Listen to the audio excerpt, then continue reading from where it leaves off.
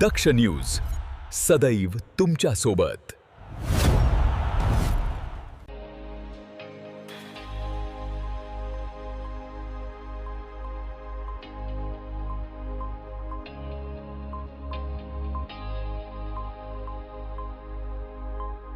नाशिक पेठ राष्ट्रीय महामार्गावरील सावळ घाटात मंगळवारी सायंकाळी झालेल्या भीषण अपघातात 4 जणांचा दुर्दैवी मृत्यू झाला असून 1 जण गंभीर जखमी आहे।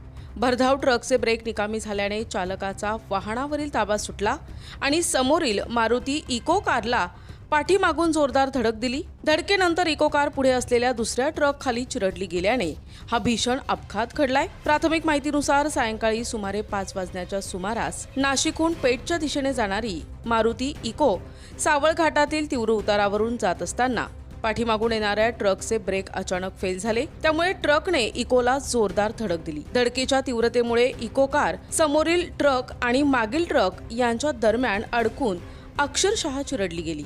या अपघातात इको कारचा पूर्णपणे चक्काचूर झालाय। कारमधील 2 पुरुष आणि एका महिलेचा जागीच मृत्यू झाला। गंभीर जखमी झालेल्या दोघांना तातडीने नाशिक जिल्हा रुग्णालयात हलविण्यात आले, मात्र उपचारादरम्यान आणखीन एका जखमीचा मृत्यू झालाय। त्यामुळे मृतांची संख्या 4 वर पोहोचली असून 1 जण अद्याप गंभीर अवस्थेत उपचार घेत आहे। मृत आणि जखमींची ओळख पटविण्याचं काम उशिरापर्यंत सुरू होते।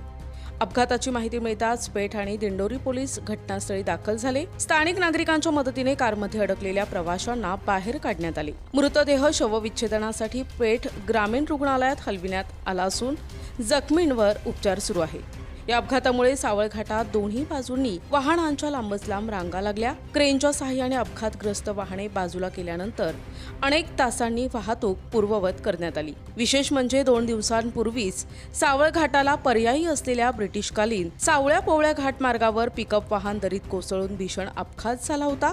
त्यानंतर पुन्हा झालेल्या या दुर्घटनेमुळे सावळ घाटातील सुरक्षेचा प्रश्न ऐरणीवर आलाय। घाटातील धोकादायक उतार, संथ गतीने सुरू असलेले रुंदीकरणाचे काम आणि जड वाहनांची वाढती वर्दळ यामुळे नागरिकांनी तीव्र संताप व्यक्त करत प्रशासनाने तातडीने कायमस्वरूपी उपाययोजना कराव्यात अशी मागणी केली आहे। या प्रकरणाचा पुढील तपास पेठ आणि दिंडोरी पोलीस करत आहेत।